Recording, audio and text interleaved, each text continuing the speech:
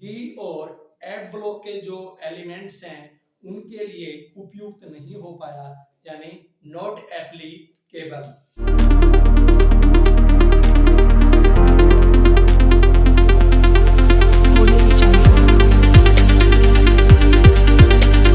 आज हम बात करेंगे डोब्रिनर का त्रिक, या बोल सकते हैं डोब्राइनर ट्रेड रूल।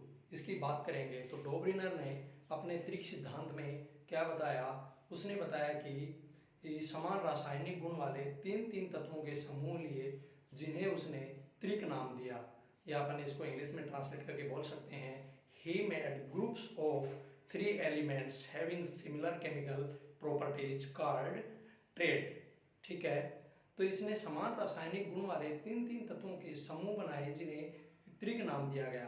तो इसके लिए अपन लिख सकते हैं समान रासायनिक गुण वाले तीन तीन तत्वों का समूह, यानी सिमिलर केमिकल प्रॉपर्टीज। ठीक है, तो यहां लिख लेता हूं सिमिलर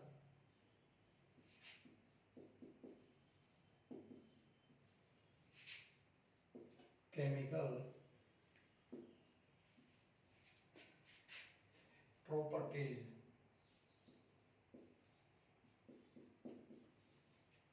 यानी समान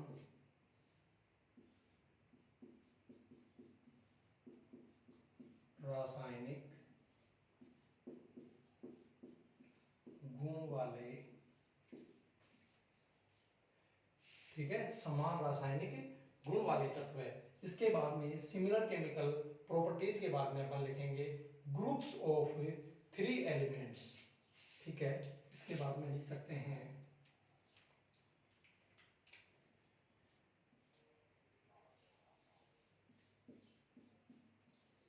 ग्रुप्स ऑफ थ्री एलिमेंट्स, यानी तीन तीन तत्वों के समूह हैं, तीन तीन तत्वों के समूह। Similar chemical properties and groups of three elements, यानी तीन तीन तत्वों के उसने समूह लिए, इसे उसने क्या कहा, ट्रेड। इसको उसने ट्रेड नाम दिया,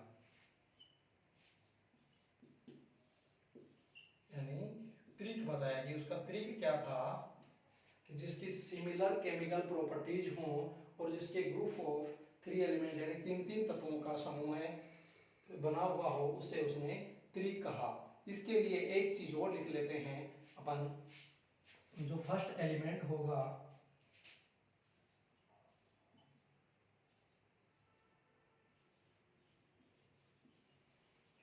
और जो थर्ड एलिमेंट होगा,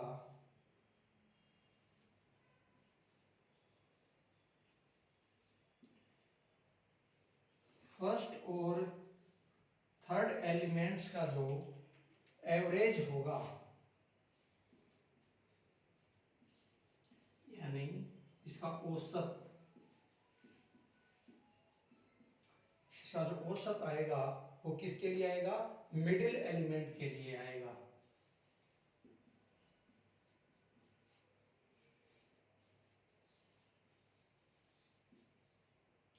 यानी जो मध्य का तत्व होगा उसका एटॉमिक वेट फाइंड हो जाएगा। यानी फर्स्ट एलिमेंट्स का जो एटॉमिक वेट है, एटॉमिक वेट, और थर्ड एलिमेंट्स का जो एटॉमिक वेट है, यानी परमाणु भार, फर्स्ट और थर्ड का जो एटॉमिक वेट है, इन दोनों का एवरेज मिडिल एलिमेंट्स का परमाणु भार या एटॉमिक वेट फाइंड हो जाएगा। ये ही डोबेराइनर का ट्रेड था। तो डोबेराइनर ने अपने ट्रेड में क्या बताया कि सिमिलर केमिकल प्रॉपर्टीज जिनकी हो उनको तीन तीन तत्वों के एलिमेंट्स का एक ग्रुप बना लेंगे, और उसमें फर्स्ट और थर्ड जो एलिमेंट होगा, फर्स्ट और थर्ड एलिमेंट्स का जो एवरेज आएगा एटॉमिक वेट का, वो मिडिल एलिमेंट का एटॉमिक वेट होगा।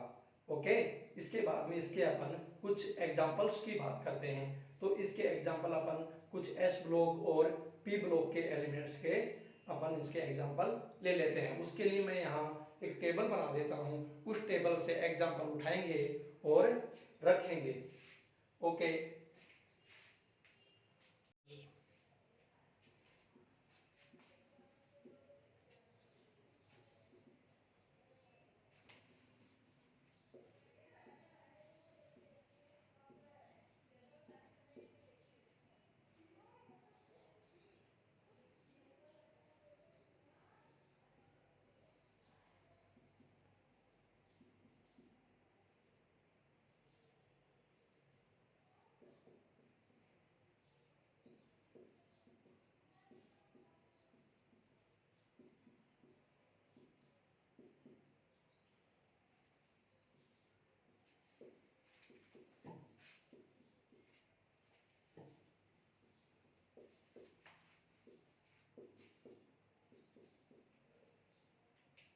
ये जो अपन ने एलिमेंट्स लिखे हैं, इनसे अपन के ट्रेड के रूल को फॉलो करके देखते हैं। तो जो फर्स्ट में इनके कुछ एटॉमिक वेट भी लिख देता हूं मैं। जो लिथियम होता है, लिथियम का जो एटॉमिक वेट होता है वो 7 होता है। सोडियम का एटॉमिक वेट होता है वो 23 होता है। और जो पोटेशियम का एटॉमिक वेट वो 39 होता है। इसी तरीके से इन सब के अपन एटॉमिक वेट लिख लेंगे। रूबिडियम और सीजियम की अपन बात करते हैं, उसका 85.5 होता है और इसका 133 होता है। इसका 85.5 और इसका 133 एटॉमिक वेट होता है। इसी तरीके से अपन उनके भी कुछ एटॉमिक वेट लिख लेंगे, उसके बाद में इसको सोल्व करके देखेंगे। ओके, तो जो फॉस्फोरस होता है उसका 31 होता है, जो आर्सेनिक होता है उसका 75 होता है। तो इसका 31, इसका 75 और क्लोरीन का लिख लेते हैं 35.5। ठीक है, और ये जो सिलेनियम होता है, सिलेनियम का 79 और ब्रोमीन का 80 होता है समथिंग। इसका 79, इसका 80 होता है। इसका 127 होता है। और जो टेलुरियम होता है, टेलुरियम का इससे एक ज्यादा होता है, 128 एटॉमिक होता है। ठीक है, और जो सल्फर होता है, सल्फर का 32 होता है, सल्फर का 32 होता है। और इसका 122 एटॉमिक वेट होता है। ये एटॉमिक वेट कुछ लिख दिए, बाकी इनके भी लिख लेते हैं। जो मैग्नीशियम होता है, मैग्नीशियम का कितना होता है, ठीक है, इसके बाद बात कर लेते हैं कैल्शियम की। तो कैल्शियम का कितना होता है, इसका 137 एटॉमिक वेट होगा। इन एटॉमिक वेट से अपन इनके एग्जांपल बना लेंगे। जैसे इसके एग्जांपल, इन तीन का एक एग्जांपल बन जाएगा। एक ट्रेड इनका हो गया, बाकी एक ट्रेड हो जाएगा पोटेशियम, रुबिडियम और सीजियम का। एक ट्रेड अपन बना लेंगे कैल्शियम, बेरियम यानी स्ट्रेंशियम तीनों का। एक ट्रेड बन जाएगा इन तीन का। एक ट्रेड बन जाएगा इन तीनों का। एक ट्रेड बन जाएगा इन तीनों का। फॉर एग्जांपल के तौर पर अपन इनको करके देख सकते हैं कि जैसे लिथियम का ले लेंगे, लिथियम हो गया, सोडियम हो गया और पोटेशियम हो गया। इनकी बात करना है तो इसका एटॉमिक वेट कितना है, लिथियम का 7 होता है। पोटेशियम का कितना है, plus 39/2 is equal to 46/2, it means 23। यहाँ डोबेराइनर का जो ट्रेड है वो फॉलो होता है। देखिए, इसका जो एटॉमिक वेट जो होता है, इसका जो एटॉमिक वेट है वो एटॉमिक वेट किसके इक्वल आ रहा है, इसका जो एटॉमिक वेट है, इसका जो एटॉमिक वेट है, इन दोनों का अपन ने एवरेज निकाला और इससे जो रिजल्ट निकला, जो एवरेज मिला, वो एवरेज इसके इक्वल हो गया। ओके, इसी तरीके से कुछ एग्जांपल और करके देख सकते हैं अपन। इसका एक नेक्स्ट एग्जांपल लिख लेंगे अपना। एक पोटेशियम हो गया, रुबिडियम हो गया और सीजियम हो गया, इनका भी हो गया। ठीक है, इसके बाद में और एग्जांपल भी ले सकते हैं। कैल्शियम हो जाएगा, कैल्शियम के बाद फास्फोरस, आर्सेनिक और एस्टरिन, इसका ले लेंगे। इसके बाद में कुछ एग्जांपल ये और लिख लेंगे। सल्फर, सिलेनियम और टेलुरियम। और भी कोई अगर एग्जांपल लिखना होगा तो एक एग्जांपल हो जाएगा क्लोरीन, ब्रोमीन, आयोडीन। ये इनके काफी सारे एग्जांपल हो गए। ये एग्जांपल्स डोबेराइन के ट्रेड को फॉलो करते हैं। ओके, अपने को इस रूल के अकॉर्डिंग लिखना है, बट एक कंडीशन और इसकी कुछ कमियां थी, इसकी कुछ लिमिटेशन थी, या जिनको ड्रॉबैक बोल सकते हैं। तो डोबेराइन के ट्रेड के जो ड्रॉबैक या जो लिमिटेशन रहे वो कौन कौन से थे? इसका एक लिमिटेशन तो ये रहा कि इसके ये ऑल एलिमेंट्स के लिए इसका ट्रेड फॉलो नहीं हो पाया। तो इसके सभी एलिमेंट्स के लिए यहां मैं लिख सकता हूं ऑल एलिमेंट्स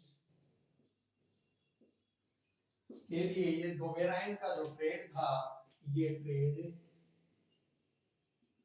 फॉलो नहीं हो पाया। सेकंड कंडीशन एक और थी कि ये डी और एफ ब्लॉक के जो एलिमेंट्स हैं उनके लिए उपयुक्त नहीं हो पाया, यानी नॉट एप्लीकेबल। तो ये डी और एफ ब्लॉक के एलिमेंट्स के लिए और लिख देते हैं D and F block element. D और एफ ब्लॉक के जो एलिमेंट हैं, डी और एफ ब्लॉक के एलिमेंट्स के लिए ये नॉट एप्लीकेबल, नॉट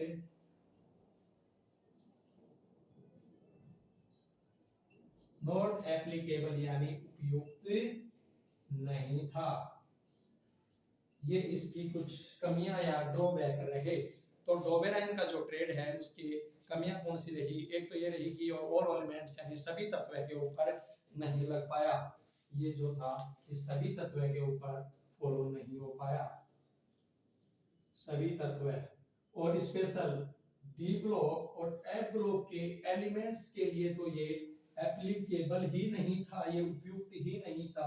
ये ओनली एस और पी ब्लॉक के एलिमेंट्स पे ही काम कर पाया, और उसके अंदर भी ये सक्सेसफुली 100% नहीं हो पाया। कुछ एग्जांपल जैसे अपन ने ये देखे हैं, इन एग्जांपल्स के अंदर देखेंगे जैसे, तो इनमें अपने को पता लगेगा कि एग्जैक्टली आंसर इसका नहीं आता। समथिंग यानी लगभग आंसर अपने को फाइंड हो पाता है इसका, ये जो एग्जांपल अपने लिए हैं। इसके बाद में अपन इसको एक बार रिवाइज कर लेते हैं कंप्लीट को। जैसे कि डोबेराइन ट्रेड रूल ये 1817 में दिया गया डोबेराइन का तरीका। उसने क्या कहा? सिमिलर केमिकल प्रॉपर्टीज यानी समान रासायनिक गुण वाले तत्व है, यानी ग्रुप्स ऑफ 3 एलिमेंट, तीन तत्वों का समूह लिया। इसकी डेफिनेशन अपन बोल सकते हैं, इसने समान रासायनिक गुणों वाले तीन तत्वों के समूह बनाए जिसे त्रिक कहा गया, या इंग्लिश में बोल सकते हैं he made groups of 3 elements having similar chemical properties called trade। Okay, इसके बाद में इसने ट्रेड के लिए बताया कि फर्स्ट एलिमेंट और जो थर्ड एलिमेंट होगा इन दोनों का जो एटॉमिक वेट है उसका एवरेज मिडिल एलिमेंट्स जो होगा उसका एटॉमिक वेट आएगा, यानी उसका आणविक द्रव्यमान जिसको परमाणु द्रव्यमान बोलते हैं वो आएगा। इसके बाद में अपन इसके कुछ एग्जांपल ले लेते हैं। जैसे मैंने लिथियम, सोडियम, पोटेशियम का लिया, तो लिथियम का जो एटॉमिक वेट है वो 7 है और एटॉमिक नंबर इसका होता है 3। तो कुछ के मैं एटॉमिक नंबर भी लिख देता हूं। इसका एटॉमिक नंबर 3 होता है, इसका 11, इसका 19, इसका 37। इस तरीके से अपन पता लगा सकते हैं कि समथिंग डबल है एटॉमिक वेट, लेकिन ये कंपलसरी नहीं है कि समथिंग डबल ही होगा। समथिंग डबल है लेकिन कुछ ज्यादा भी हो सकता है। ओके, इसके बाद में अपन ने इसके कुछ एग्जांपल्स पढ़े जो एस ब्लॉक और पी ब्लॉक के अंदर फॉलो हो रहे हैं। एस ब्लॉक और पी ब्लॉक इन दो के अंदर ही फॉलो है, डी और एफ ब्लॉक के अंदर ये रूल फॉलो नहीं होगा। इसके कुछ ट्रेड होंगे, जो ट्रेड हैं कौन है? ऑल एलिमेंट्स के लिए इसका ट्रेड फॉलो नहीं कर पाया, और डी एंड एफ ब्लॉक के एलिमेंट्स के लिए नॉट एप्लीकेबल हो गया। ओके, अगला जो नेक्स्ट पॉइंट पढ़ेंगे वो अपन न्यूलैंड का अष्टक नियम यानी octave rule of Newland. Okay, धन्यवाद।